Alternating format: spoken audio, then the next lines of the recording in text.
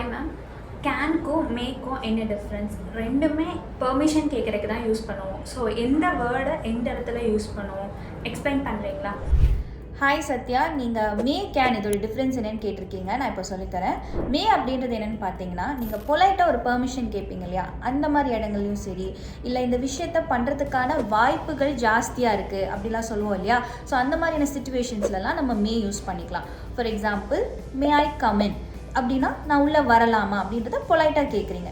இன்னொரு எக்ஸாம்பிள் பாருங்கள், it may rain, அதாவது மழை பெய்யறதுக்கான வாய்ப்புகள் நிறையா இருக்குது. ஸோ இந்த இடங்களில் நம்ம மே யூஸ் பண்ணிக்கலாம். அப்போ கேன் எங்கே யூஸ் பண்ணலான்னா, ஒரு விஷயத்தோட எபிலிட்டியை பற்றி பேசுகிறப்போ நம்ம யூஸ் பண்ணுவோம். என்னால் இதை பண்ண முடியும், இல்லை உங்களால் இதை பண்ண முடியுமா, இந்த மாதிரிலாம் பேசுவோம் இல்லையா. ஸோ அந்த மாதிரி இடங்களில் தான் நம்ம கேன் யூஸ் பண்ணுவோம். அது மட்டும் இல்லாமல் கேஷுவலாக பெர்மிஷன் கேட்கும் போதும் நம்ம கேன் யூஸ் பண்ணலாம்.